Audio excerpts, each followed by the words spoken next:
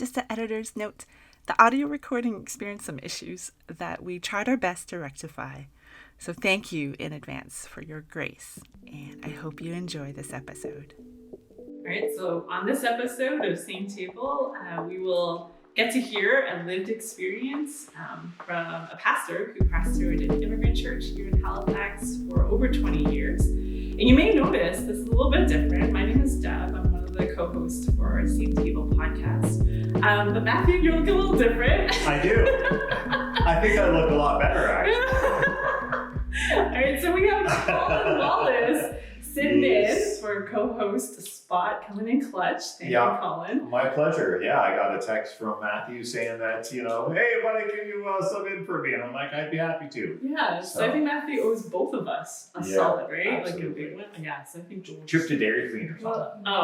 I was thinking something even bigger than that. But See. I'm also lactose intolerant, so that would just be not good for me. That's why you're awesome, Deb, because you think big. Like we're thinking keg or I was also lobster fats or something. Well, okay, yeah, maybe. I was thinking less food. Anyway, I'm always thinking you may also recognize that's my problem. Colin from Deep Dive. The Deep Dive. So we're having a bit of a crossover. Yes. Hot deep water I'm podcast world. the same table. So I think it's like a little bit of a Marvel. You're coming in. Yes, that's it. The multiverse of Deep Water's podcasts. I'm crossing the boundaries. And we'll actually, there's an episode in this season where we'll actually get to deep dive into Colin's story, which if you haven't watched it yet, definitely go and watch that one. If it hasn't been released yet, be on the lookout for it, because I have no idea what order we're going to release these quite yet. But Colin, welcome back, or maybe welcome, depending on whether we've met you or not. I'm pretty famous, so I'm sure everyone knows me already. Yeah. Sounds good. So as we're jumping into this episode, I really wanted to tell this story of an immigrant church. I think part of the collective faith story in Nova Scotia is enriched by churches predominantly serving immigrants, or immigrant churches is another way of saying it. And this is just what is an immigrant church, in case anyone didn't get to partake in that in their faith journey. It's usually a collection of believers that come together, recognizing the need to reach to a specific culture, especially immigrated folks, in the context of their mother language or their origin culture. And this often looks like the main language is something that's not English. In this case, we're looking at the Chinese church history here in Halifax. And also the style of programming and worship and even preaching reflects more kind of cultural nuances as well. And I actually grew up in an immigrant church. So it's very much part of my formation of faith. And so a lot of my understanding of the Bible and the gospel was totally in the context of an immigrant church experience. And so I was well into my 20s, almost 30 when I went to Deepwater even. So that's how significant it's been in my own faith journey. And I'm excited. I have the privilege of introducing Pastor Reverend Szeto, who's also my father. Hello, everyone. Welcome to the podcast. Yeah, so my dad pastored at the Halifax Chinese Christian Church for almost over 20 years, 23 years. 23 years, exactly. Yeah. But before that, you were born in China, you grew up in Hong Kong, and you immigrated at 18, which we just came from Newfoundland, and we drove by Gander and had lunch there. And my dad was like, this was the first place I landed in Canada 50 years ago. Exactly, 50 years ago, in August 73. That's awesome. Yeah. And I sat there and I was like, Dad, would you have thought 50 years later you'd be here with one of your kids, her husband, your wife, and like 2 grandkids and our dog. The dog's one of the grandkids, right? No, not at all. We're not that kind of family. Okay. And so you immigrated when you were 18, and you actually became a Christian through the Halifax Chinese Christian Church, and that's where you met your wife. Of how many years now? Well, actually, I became a Christian through West End Baptist Church. Oh, West End Baptist Church. Yeah, not the Halifax Chinese Christian Church. Okay. But after a year, I joined the Chinese church. Ah. But then I met my wife, at the Chinese church. Oh. And so then you started going there. I'm like, hey. Yes, we'll say yes. I think that's the incentive, yeah. Well, I just learned something new. I always assumed you became anyway. So I'm learning, you always learn something new about your parents, even though you've known them your whole life. And you felt a calling to vocational ministry shortly after you became a Christian, and you studied at Acadia Divinity College where you got your MDiv. And you were also a missionary to Trinidad for 5 years. Right. And there, you pastored 23 years, as we've already mentioned, in Halifax, and you spent the last 16 years leading a ministry based in Toronto that actually teaches and equips pastors in Canada, Chinese pastors in Canada and around the world. So this is kind of like who you are. You have 2 kids, you 2 grandkids. You also love reading and photography. So this is Nice. from Pastor Szeto. So yeah, welcome to the same table. Well, you're welcome. Thanks for Happy coming. to join here. Yeah. All right. So, what can you tell us about the history of the Chinese church here in the Halifax area? Well, actually, the Chinese church started in, I think, at the end of the 1960s, when there were, quite a number of new immigrants coming into Halifax. There were around 5 Chinese Christian families. They have been attending, different, churches like the Baptist churches, and then they decide to come together to form a church to reach specifically to the new Chinese immigrants. Yeah, so the church was formally incorporated in 1970, and at that time there were a lot of medical doctors, Chinese medical doctors in the Atlantic provinces, because the government policy stated that anyone with a foreign education, medical doctor with a foreign education, they have to practice in the Maritimes. So Halifax being one of the medical centers. So I think at that time there were, at that church, at the Halifax Chinese Christian Church, after its incorporation, it had over maybe 100 members. Like most of them were medical doctors. Wow. Yeah. Good place to have a heart attack in the middle of the church. Is there a doctor in the house? Well, just which one do you want? Exactly. Yeah. Yeah. So then from there, and then we're moving. Yeah. When did they have a building or a meeting location? Well, at first they met at the Central Baptist Church, which was on Roby. I don't know, if you're familiar with the history of Halifax. That was a long time ago. Since now, it has been not exactly torn down, converted into an apartment building. So we were meeting at the Central Baptist Church maybe for a few years, and by 1973, membership of the church dropped from 100 people to 10 people, because the government relaxed its regulation. So new medical doctors, they can practice in other provinces. And so in the span of maybe a year or so, most of them left Halifax and went on to, different provinces. And then by maybe 75, 76, there's an influx of Hong Kong students, because Ontario started to implement the differential fee system, meaning that foreign students studying at universities in Toronto or in Ontario, they have to pay maybe twice the tuition as the differential fee. And at that time, Halifax or Nova Scotia has not implemented that program yet. So a lot of Chinese Hong Kong students came to Halifax to study. And we saw an influx. So the church turned from 10 people into maybe 67 people within a few months. So I joined the church I came to Halifax in '73. That was when the Chinese church was at its low point. So I I became a Christian not through the Chinese church, but through the West End Baptist Church. There were a couple, I would say 3 or 4 Chinese Hong Kong students going to West End Baptist. So I went with them and became a Christian there.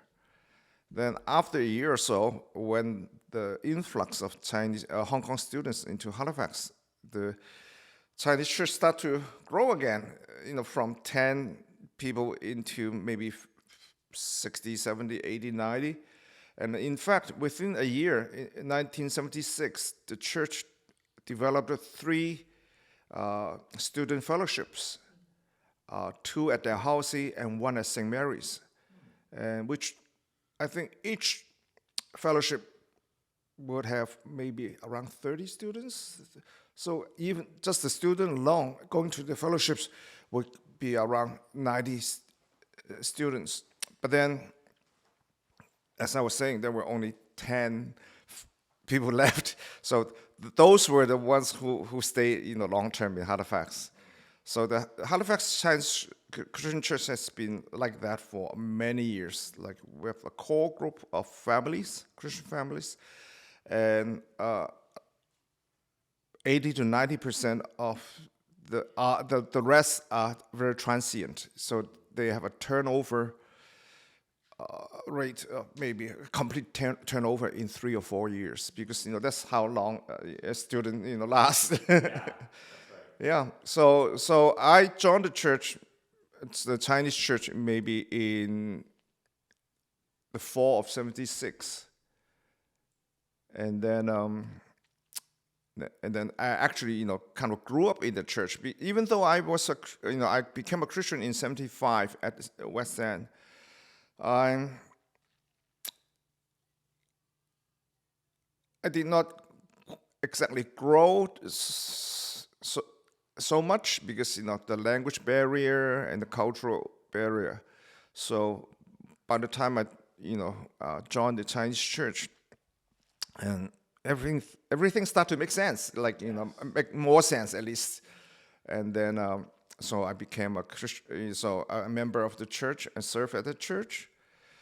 And then I felt a call in end of '76 and went to Acadia Divinity College in '77. So yeah, so the church itself had been was focusing on student ministries ever since then, and from I would say from the 75, 76, all the way maybe up to the time I left. I became a pastor of the church because, as my daughter was saying, Deborah was saying, after I went to Acadia, then I married my wife, which I met at the Halifax Chinese Christian Church.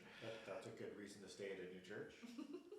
But we didn't stay long because then we married in 79 actually, and then we went to Trinidad and Tobago as missionaries for 5 years. Wow.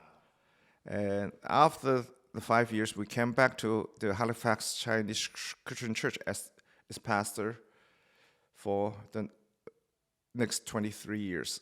So for all that time, the main focus of the church was student ministry. What is your trip to, excuse me, Trinidad and Tobago? Was that, were you ministering to native folks of that country, or were there also Chinese immigrants there? Well, there are actually still Chinese immigrants. Our ministry was mainly focused on the Chinese immigrants in Trinidad and Tobago, but later on expand to the other people. We were at the Grace Chapel in Trinidad and Tobago for a few years. Grace Chapel, the membership of Grace Chapel is very diverse. We have like a quarter of the church population being Chinese, a quarter being East Indian, and a quarter of being black and a quarter being white. So it's very mixed. And I preached, actually for those 5 years, I preached in English.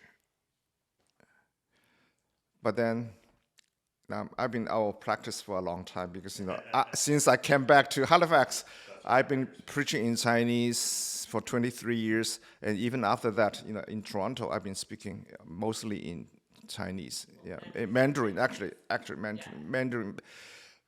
When I was in Halifax, I was preaching mostly in Cantonese. But by the time I moved to Toronto, I speak mostly in Mandarin, Yeah. So I think as you touched on it already, right, like there's a lot of government policies, immigration policies, or even like university deciding differential fees really influence what happens in the makeup of the people in the city, but then also influences what the Chinese church has been like, especially serving an immigrant population. So I'm just curious, from the years that you ministered in the church, what were the different things that you observed, maybe challenges, or even like, because there's a whole lot of reasons why immigration happens. And I think there's that then develops different things that you have to address in the community, in the church, and different things like that. So I would just like to hear, like, what was that experience like? Well, I mean, first of all, as you were saying, the the government policies, like Canadian government policy or even Chinese government policies, affects who's coming, who's not coming, and also like because our main focus was on student ministry because that's the bulk. Like during the time I was in Halifax as a pastor, the total Chinese population in Halifax was around, I would say, 400 people, 400 to 500 people. That's it. No, 400 to 500 families, I should say, and plus students that make up around 4,000. And students make up maybe at least a third of the bulk. So we have maybe over 1,000 students, foreign students, anytime in when I was in Halifax, and then the rest maybe 2,000 to 3,000 were immigrants, old or new immigrants. Immigrants including the first generation, second generation, even third generation. So that was the total Chinese population in Halifax during that time, and the number did not fluctuate too much, but the composition, like the student part of it, changes, rapidly. Yeah. So our main focus was on evangelism. The Chinese Halifax Chinese Christian Church during that time was very mission-minded, because we saw that as a new, how should I say, these new students or new immigrants coming to Canada, and they have never heard of the gospel, and we have this mandate to carry the gospel or bring the gospel to them. And so the main focus of the ministry was oriented around the student school year. So every year, say in August, we start our orientation program. Actually, we start that even maybe at the end of April, early May. And during the early years, we were able to get the name list of new students, like coming from Hong Kong, coming from China, from the schools, well, which they stopped, due to privacy, whatever issues. Yes. But before that, I would say that would be before the early 90s, we were able to get the name list of new students coming into the Housey or St. Mary's. So we were able to send them letters informing them that there is a church in Halifax, a Chinese church in Halifax. If they need any help, they can come look for us. We even have like students who spend their summer vacation back home, back in Malaysia, Singapore, Hong Kong, Taiwan, and acting as our agent. They can contact them first to learn, what to bring, what not to bring, what's winter like, because in Halifax, because people in Hong Kong, Singapore, Malaysia, they never seen snow before. Like what food to bring, what spices, things like Exactly. that. So so after they came, we will help them look for housing and places, and so during that process, we make friends with these new students, which is a channel that we can later on explore to share the gospel with them, because they'll be wondering, who are these people that that they are so selflessly helping new students and new immigrants. And so the only reason we can give them was that, well, because we're Christian, because God loves us, and God's love is expressing itself through us. And so it all started in the summer months when we reached the new students, and when they came, we start to orient them, through the different programs, where to look for place to stay, which area are safe areas, even though Halifax has been good. So you become like immigration experts, so to speak. You become good hosts of new Chinese folks. Exactly. As a means of evangelism. That's really cool. Because, we had our own church building, and that, most churches are not fully utilized during the week. We use the whole church on Sundays, but on weekdays we have a lot of Sunday school classrooms, and which are empty and not used. We are not being used. So during the last 2 weeks of August and the first 2 weeks of September, we open those rooms up for students who come and stay with us for maybe. We even have this policy, for the first week, it's free of charge. You can come and stay at the church free. Oh, wow. And then the second week, we start to charge. And then the third week, we raise the fee to match, the market value. And the fourth week would be higher than the market value. So we don't encourage them to stay long-term at the church, but we provide a space for them, so that they transitional space for them. And I remember during 1 year, that would be in the maybe late 90s, early 2000, during the months of October, the last 2 weeks of October to the first 2 weeks of September, we received maybe close to 200 new students. At our church alone, they just keep coming in and going out, coming in and going out. And so through that process, we get to know them, and they get to know us. And then we design the programs to facilitate, their maybe the initial stay. So we have fellowship programs introducing not just the gospel, but introducing Halifax, where to find Chinese grocery, and where to get your bank information, your whatever government documents and things like that. So and translation services and things like that. So we provide all this help to them, and we get to know them, and through that process, we are able to share with them the gospel.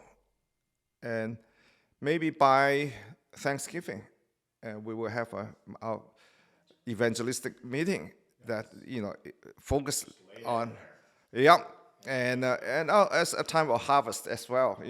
Even though the growing season is very short, September to October, but usually we have maybe, I don't know, 5 to 10 people come to Christ just by Thanksgiving.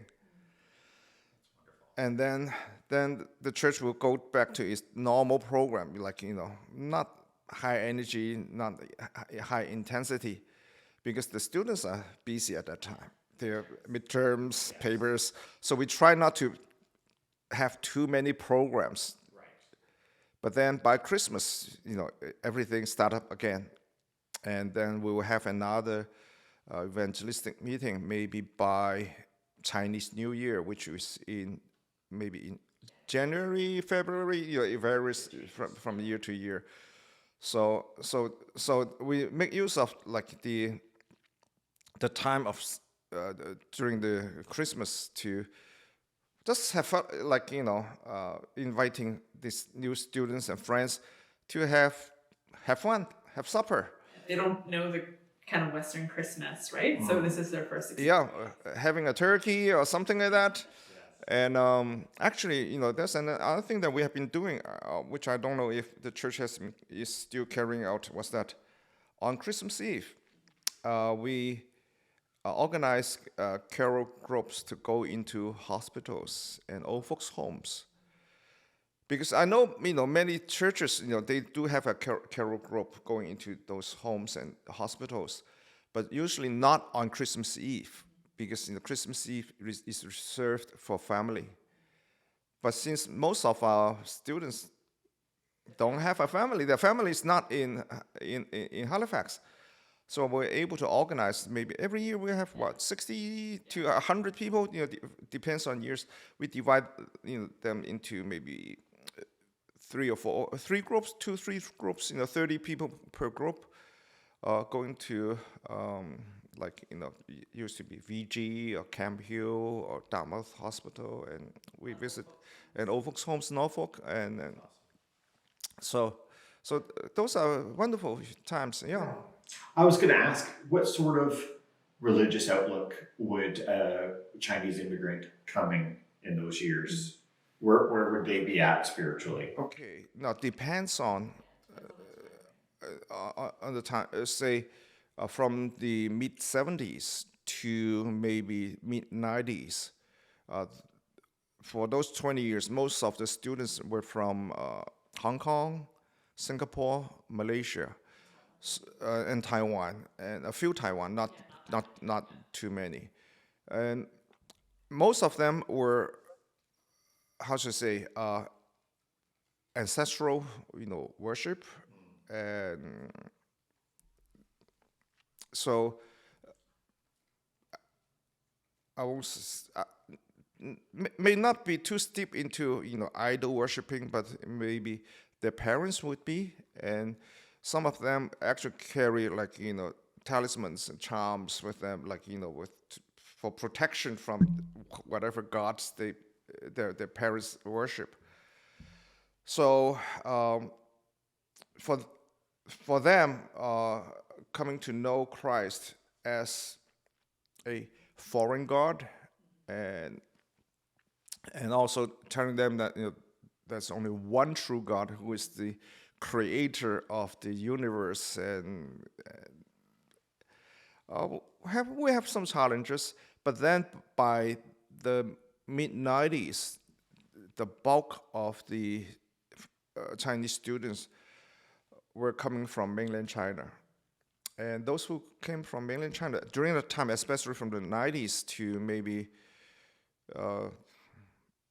2010, 2015, those were how should I say, brought up in the communist, atheistic background.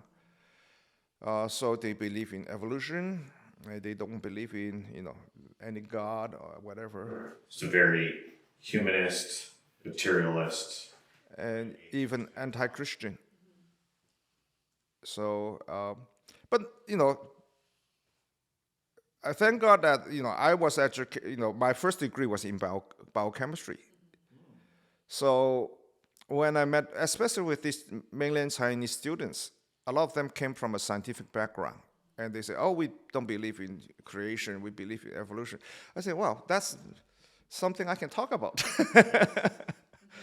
Yeah. So I think God used me during those years, talking to these scientifically minded Actually, during the early, say the mid 90s to 2015, most of the Chinese students were graduate students or PhD students.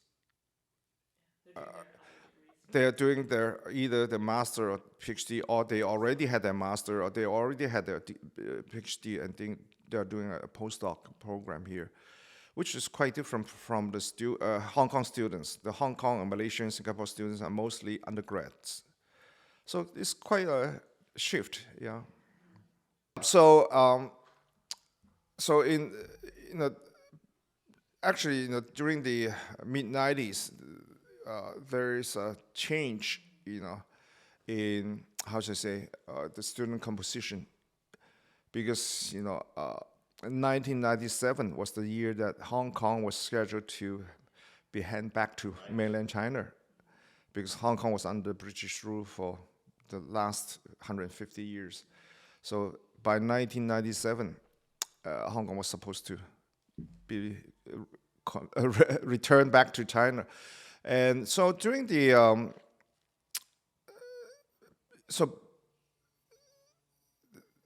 after, I would say maybe by 1995 or 96, there's a drastic change in student population, because the year before, maybe I think it's 95, just at tons, because we were able to get this. That's the Technical University of Nova Scotia, which is now Delta. Which is Deltec, yeah.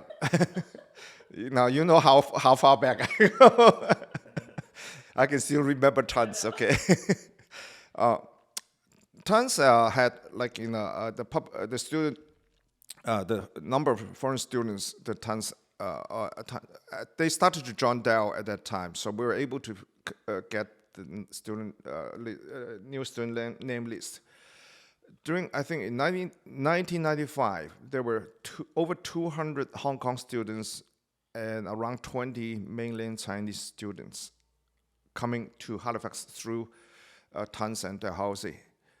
But in 1996, that number reversed. There were 200 mainland Chinese coming in and 20 Hong Kong students coming in 1996, because of, I don't think it's the school policy. I think it's more with the handover of Hong Kong, because Hong Kong students who are able to come would have come already. They would not wait until like 96 and 97 to leave Hong Kong. So that was a factor. So the handover from the British to Chinese was a factor in immigration. Yeah.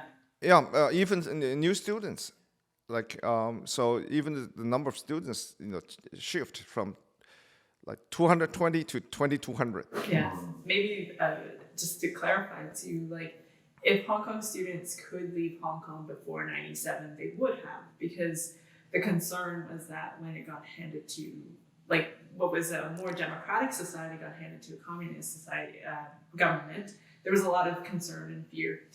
So I think that what my dad said about them, if they could have, they would have already. Yeah, because nobody knew what's going to happen. Yeah, there was a lot of fear. That's just that line. And what happened after July 1st, 1997, that's, at that time, nobody would know what was going to happen. Yeah.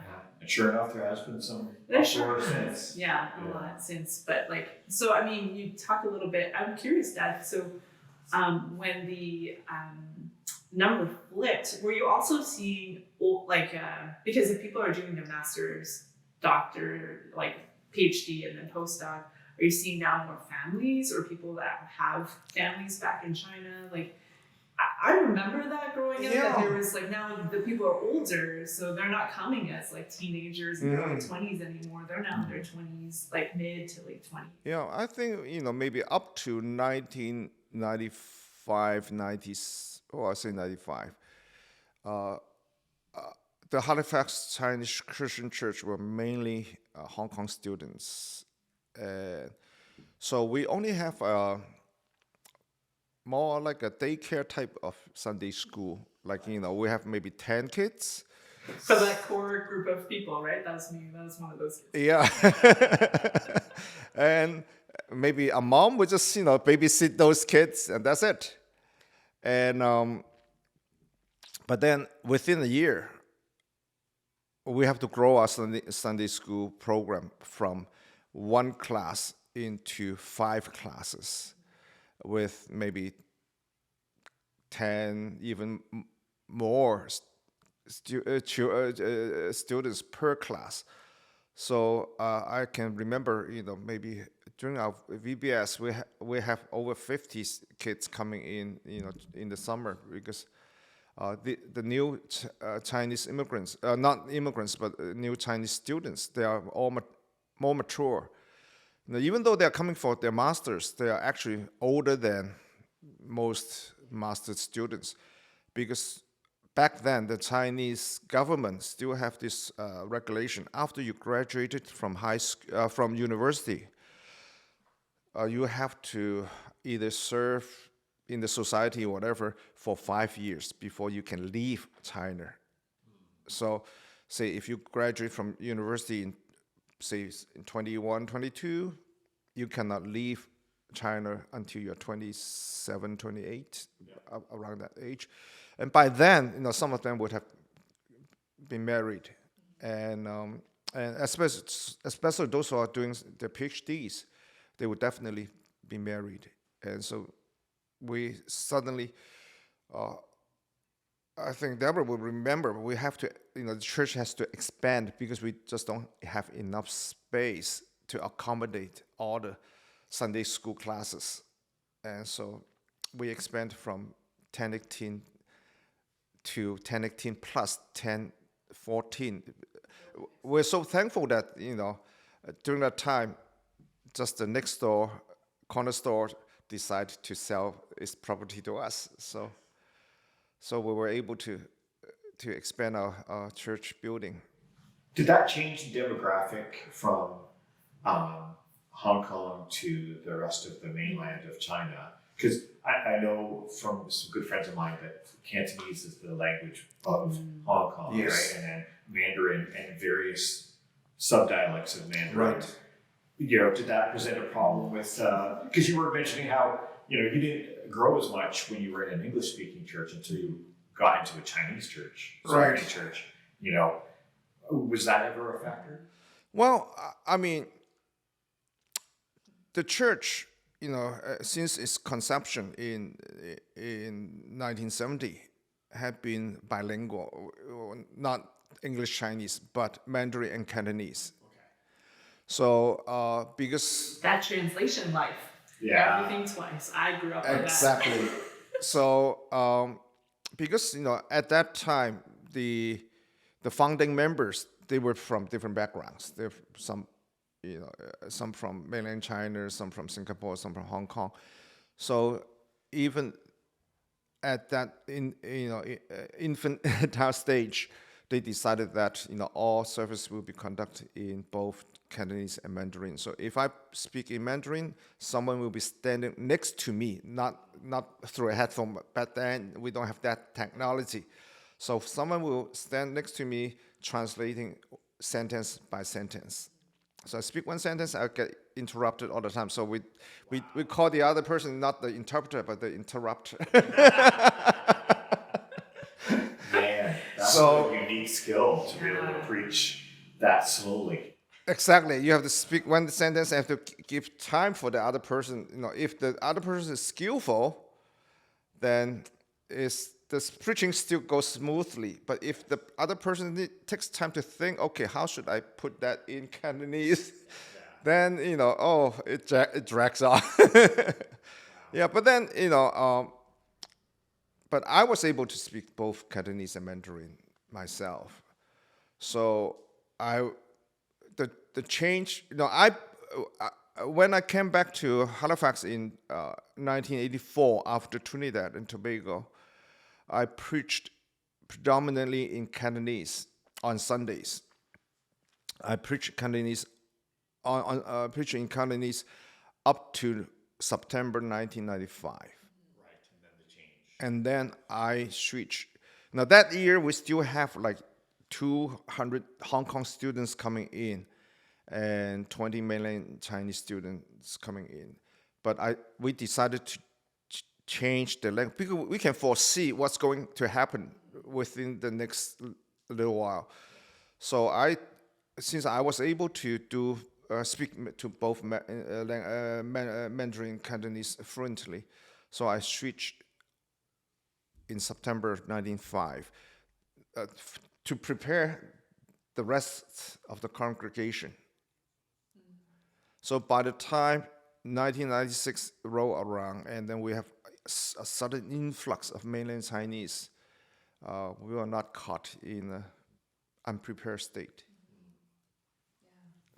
I think just to add to that too, I think preaching in Cantonese and preaching in Mandarin are not just a language switch; it's a cultural switch. It totally, yeah. Because when I preach in Cantonese, the examples I raise will be examples that Hong Kong students are more familiar, like news, what's happening in Hong Kong. But when I switch to Mandarin, I cannot use those examples anymore because the mainland students will not understand what you're talking about. Who's that person you're talking about? Even you're talking about like famous people, like movie stars or whoever. They have no idea who you're talking about. But so I have to switch to Mandarin mentality. Yes. Even for myself, I have to make that adjustment. Which I was able to because, I kind of, not just bilingual, but bicultural. Wow, that's cool. Yeah. Yeah. We at Deepwater want to be a multi-ethnic, multicultural church, but it's so encouraging to hear how your church was doing it for a long time. Yeah. Probably doing a better job than we've been doing, so I'm inspired. And also there's a sense of anticipation because you know what's going to happen. 1997, Hong Kong is going to turn over to China, and there bound to be a change. So it's better to make the change now to prepare for the change that's coming, instead of when the change comes and then you are not prepared and you get caught. And because sometimes it's hard. It's not hard to change for me to speak from Cantonese to Mandarin, but it's hard for the people who have been here for a long time to make that adjustment to say. I even during the first few months after I changed my preaching from Cantonese to Mandarin, people are complaining. Say, why do you make this change? Most of us are still Hong Kong Cantonese speaking. Why are you preaching in Mandarin? I say, hey, we have always been interpreting, so you can always listen to the Cantonese part. But they say, no, it's different. Yeah, I mean, it's not the same, but in Canada, there's the English and the French, right? So if a speech is spoken in French and translated to English, it does sound it's different. It's written for a different audience. So I think there's a similarity to that we can draw on for people who don't have that multilingual, multicultural lens to look at. Yeah. I was curious, Dad, from your, keep saying Dad instead of Pastor Szeto. Sorry, you don't have to be professional. We're all friends. We're a family. Yes. You can call him Dad too. I think one of the things that, as I hear you talk about the story, there's so many times that so quickly you guys had to respond to these major changes that influenced and impacted the way you do ministry. And so I'm just curious, as you reflect on that, and you do mention that at different times you've got people who are supportive of these changes, but sometimes it can be really hard. I guess it's just maybe a bit of how did you see God kind of work in the core families that were there along for the ride, but also I mean, that seems like a really significant challenge in ministry. I mean, we think about COVID years being super interruptive, but it seems like you guys had many of those. And I remember these changes. It happened a lot, and there was a lot of change, massive change for how you do ministry and what do you do, how many people are available, and you've got people you've trained up for years, and then they graduate and leave, and then you've got another round of people you're training to. Yeah. I think, you have to adjust your mentality. First of all, there are things that are beyond your control, like, government policies and political situations. And you never know, a war just start, new refugee influx. But there are things that you cannot control. But trust that God is in control, and He put us here at this time, to face whatever changes that's before us. So I think one thing is being adaptive. I think the fact that we have been like missionaries in Trinidad and Tobago, we have to face a lot of changes, because I think Colin was saying, was our ministry mainly focused on Chinese immigrants? In the beginning, we were, but then it shifted, because we saw that there are not all that many at that time immigrant Chinese in Trinidad and Tobago, but then there are like other people groups, and I think as long as we open ourselves, to God, allow Him to make the changes in us, and also not resisting changes that are beyond our control. Sometimes, we want to maintain like a status quo while actually the rest of the world has moved on, and your status quo is just, I don't know, historic, even prehistoric or whatever. So, I mean, there are people. I mean, most people are, how should I say, they are more comfortable with things that they are familiar with, and it's hard for them to accept changes and all that. But then, on the other hand, to grow is to change. If you don't change, you never grow. So allow yourself to change is allow yourself to grow, and allow God to work through whatever situation that He has put you in. Yeah. And and also actually there are there are times that you can anticipate the change. You can see things coming, and if you adjust your mindset, adjust your strategy, and just like we're talking about COVID. When I was in Toronto, because our organization is like how should I say?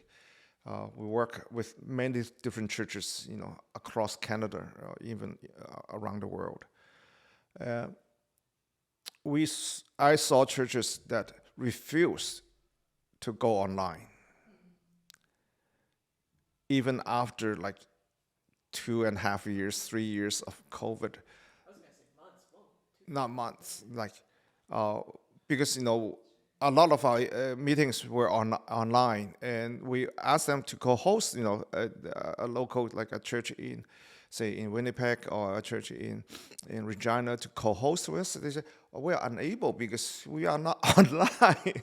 I say, wow, it had been going for 3 years, 2 years, 3 years, and they are still, the only thing they have is an email address, and nothing else. And I asked them, do you have a website? No. Do you want us to design a website for you? No, thank you. some people are just not open to change, and somehow they get left behind. Yeah. I'm also curious about the conversation around, I think as we talk about the story of immigrant churches,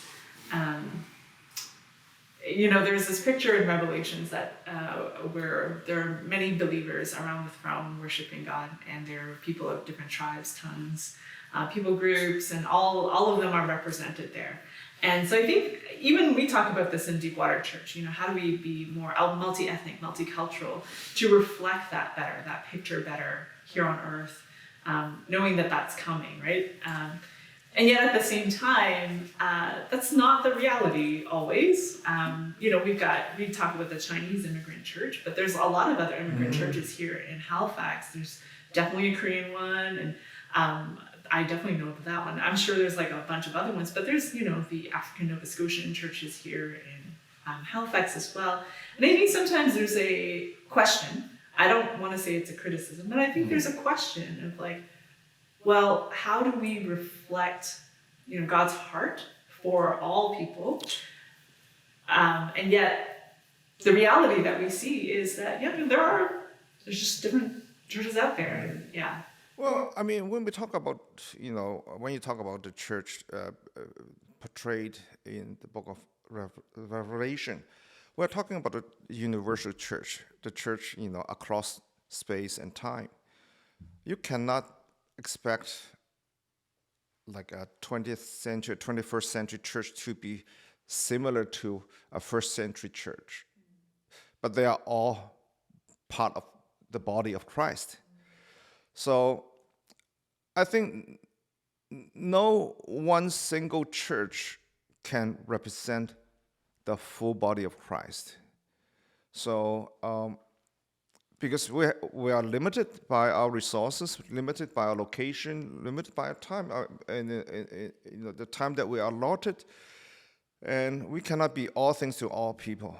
And we just carry out, okay, what part does God want me to play in this area? So if God put me here at this time, then I need to seek out, what is His will. Okay, say He put me in Halifax, from 1984 to 2007. So for those 23 years, I think he put me here because, first of all, I was able to speak in Cantonese. I can reach the Hong Kong students, and I was able to make the transition from the mainly Cantonese speaking church into a mainly Mandarin speaking church. Maybe another pastor would not be able to do that because there is another Chinese church in Halifax, but they're not as good as yours. We can't call in. Okay. Sorry. Did I say that out loud? Sorry. You're the only one maybe at this table that can say that. No, I would say that. I would just say that we just have different gifts. Okay, God gave us different gifts. Since so the pastor, at that time anyway, there were a few pastors at that time. That I was here. Most of them would not be able to communicate in Mandarin comfortably, and I was able to do that. So I felt that that's what God has called me to do, and also. Another thing is to open yourself to learn new things. Because, even though I say I'm bicultural, actually you have to keep on learning and updating yourself on those cultural events. Okay, what is going on in Hong Kong now? Hey, you cannot still talk about like examples like in the 60s. During my day. Let's bring So you have to. I don't know that this is ever a thing in Hong Kong. No, this is a Chinese thing at all. You guys are are lucky. So you have to keep up with what is going on, what is the current mentality, because even especially among the students, because every year, when we talk about generation gap, we're talking about how many years, but among the students, like foreign students, Chinese foreign students, every year is a new generation. We're not talking about boomers, Gen X, or whatever. We're talking about, 2001? Well, I'm from 2002. They think differently. They even talk different language. Not different language. Nowadays you have those internet slangs and things like that. I don't even know how to call them. I'm so out of date. What does multi-ethnic mean for a church like Deepwater? Well, I think with Deepwater, first of all, I think there are two aspects that we can look at the church itself. First of all, what are the gifts that God has given us? Are we able to reach out to a specific group or not? Because if we don't have that, God has not gifted us with that talent, are we willing to learn? Are we able to learn? So that's one area that we have to look at. The other area we need to look at is, where is the mission field? Because drawing from my experience at the Halifax Chinese Christian Church, in the mid-90s, the mission field was the Hong Kong students. But then that dried up. It literally dried up, like from 200 to 20. But then a new mission field opened up, the Mandarin-speaking mainland Chinese students. So we saw the mission shift in mission field, and we also, thankfully, that God has given us the ability to make that change. So what does Deepwater see around us? What do we see around us? Where is the mission field? What does God want us to do in that particular area? Has God given us the gift, the people, the resources to target that particular people group? So I think that's two areas that we have to, think about, and then bring it back to maybe the core members of the church and decide, is this what God has called us to do? And are we willing to take up this challenge?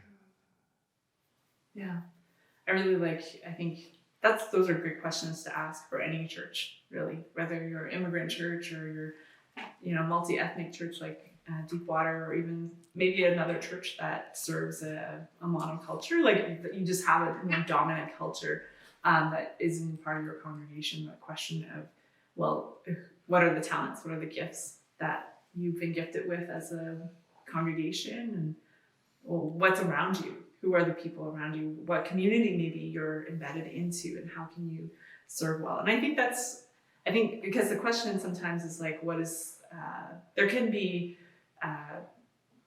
criticisms of like why one church is one way and versus another, but I think part of the desire that I had to tell the story of the immigrant church experience is sometimes we don't get to hear because of like language barrier or even like a lack of knowledge of what is there. Like, I didn't know there was a church that existed at the end of Barrington Street in Inglis. I just thought there were buildings, didn't know people were worshiping together there. And I think that both of those things I think it invites us to see what God is doing, the story he's writing, the ways that it's woven together, and the ways that we share space in Halifax. Yeah, and also, because the way I saw or I still see the ministry that I'm involved in is that this is not an end in itself. It is part of a process. Because, for the students, the Hong Kong students and mainland Chinese students who came here and received the Lord, and we trained them, tried to train them as much as we could in the span of maybe 4 years, 3-4 years. And by the time they leave, we hope that they are able to bring the gospel back to wherever they are, they came from. And in fact, for the last, say, the church has been in existence for 53 years. For the last 50-some years, I can count over 40, even close to 50 students who study here, became Christian here, went back, and maybe after, sometimes immediately, sometimes after maybe 5 years, 10 years, they became full-time Christian workers. So we have pastors, missionaries, and full-time Christian workers, in different parts of the world because of the ministry of Halifax Chinese Christian Church. So we see ourselves as being just part of the process. I always, I don't think Deborah had heard me use this analogy, but I always use this analogy to think of our ministry at Halifax. In Halifax, is that the student ministry is like, making Chinese dumplings. I don't know if you have ever had Chinese dumplings. Not as much as I should. Yes, maybe. We introduced him to hot pot, but we did not introduce Yeah, him to we do dumplings. dumplings. We'll do that another time. Because Challenge when yourself. Chinese, when we do make dumplings, we will, how do I say, we won't make all the dumplings and then cook and then eat. It will a process, like we make and cook and eat at the same time, because you need them to be as fresh as it could be. So we see the first year students coming in as the dumplings are being made. Okay, now once they are made, then you put it into the hot water to boil, and when you take it out from the pot, put it on a plate, it's ready to eat. But as soon as you had eaten it, it's not there anymore. So for us, student ministry is like that. Okay, I prepare the students, teach them, train them, and when they're well trained or all prepared, it's time for them to leave. That's it. And then you have to start the process. Not all over again, but the process is ongoing. Yeah, with various students at different levels. Right? Exactly. Yeah, that's wonderful. Yeah. Well, thank you, Pastor Szeto, for for sitting here and visiting from Toronto and being Yeah, a guest thanks today very at the much. table. You're welcome. Thank you, Colin, Yeah. for co-hosting. My pleasure. Special This guest was a great hosting. conversation. So. Thank you, everyone, for tuning in. See you next time. Hey, thanks for hanging with us at the same table, a Deepwater Church podcast. To learn more about who we are, where we are, resources we offer, and ways to get involved, go to deepwaterchurch.com. The Same Table podcast is produced by Matthew Thomas and Deb Wong. Technical production by Sam Prime. Drop us a note if you have any questions, encouraging words, or something you'd like to learn more about at info@deepwaterchurch.com.